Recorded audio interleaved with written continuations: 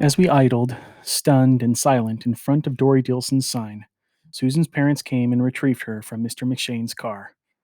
As in all things, they did not appear especially surprised or emotional over what was happening. Susan seemed in a trance. She sat beside me, staring vacantly at the sign through the windshield. Her hand was no longer holding mine. I groped for words but could not find them. When her parents came, she allowed herself to be led away. As she got out of the car, the silver plate slid from her lap and rang like a dying bell against the asphalt. Her father picked it up. I thought he would take it, but instead he leaned into the back seat where I sat and, with a strange smile, gave it to me. I did not see her for the rest of the weekend. By Monday, she was Stargirl again. Floor length skirt, ribbons in her hair, just like that. She went from table to table at lunchtime, passing out happy face cookies. She even gave one to Hillary Kimball. Hillary took off her shoe, and used it like a hammer to smash the cookie on her table. Stargirl strolled among us, strumming her ukulele, asking for requests. Cinnamon perched on her shoulder. He was strapped onto a tiny toy ukulele. She made her voice squeaky and kept her lips from moving, and it was as if Cinnamon were serenading with her.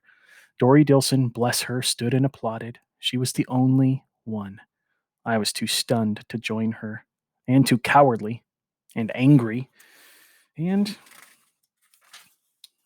not wanting to show approval for her return to Stargirl. Most of the students did not even look, did not even seem to listen. At the bell, as we left the lunchroom, I looked back. The tables were littered with cookies. Walking with her after school that day, I said, "I guess you're giving up, huh?" She looked at me. "Giving up? On what?" "On being popular? On being— how could I say it?" She smiled. "Normal?" I shrugged. "Yes," she said firmly. "Yes?" "I'm answering your question. The answer is yes. I'm giving up on trying to be popular and normal." Her face and body language did not seem to match her words. She looked cheery, perky. So did Cinnamon, perched on her shoulder. "Don't you think maybe you should back off a little?" I said. "Don't come on so strong." She smiled at me. She reached out and brushed the tip of my nose with her fingertip. "Because we live in a world of them, right? You told me that once." We stared at each other. She kissed me on the cheek and walked away.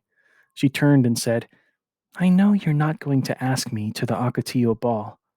It's okay."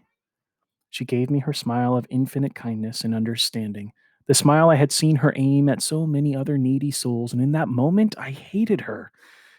That very night, as if we were playing a scripted role, Kevin called me and said, "So, who are you taking to the Ocotillo ball?" I dodged. "Who are you taking?" "Don't know," he said. "I don't know either." There was a pause on the other end of the line. "Not Stargirl?" "Not necessarily," I said. "You trying to tell me something?" "What would I want to tell you?" "I thought you were a two. I thought there was no question." "So why are you asking?" I said, and hung up. In bed that night, I became more and more uncomfortable as the moonlight crept up my sheet. I did something I'd never done before. I pulled down the shade. In my dreams, the old man on the mall bench raised a wobbling head and croaked, "How dare you forgive me?" Next morning, there was a new item on the plywood Roadrunner. A sheet of white paper. At the top it said, "Sign up here to join new musical group, the Ookie Dukes. No experience necessary."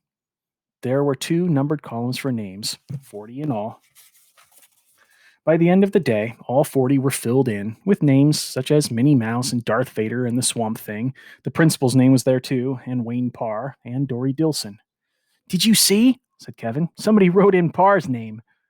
We were in the studio control room. It was May, and our hot seats were over for the year, but on some days we still gravitated to the studio after school. "I saw," I said. He stepped up to a blank monitor, studied his reflection. "So, I didn't see your name on the list." "Nope." "You don't want to be an Ookie Duke?" "Guess not." We fiddled with the equipment for a while. Kevin walked out onto the stage. He flipped a switch. His mouth moved, but I couldn't hear.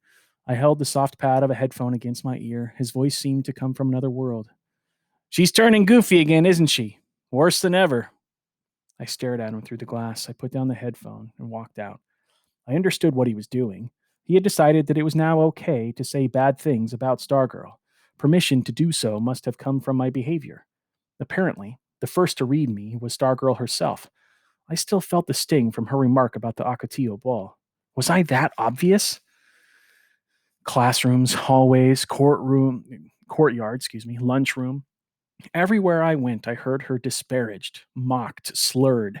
Her attempt to become popular, to be more like them, had been a total failure. If anything, they detested her more now, and they were more vocal about it around me.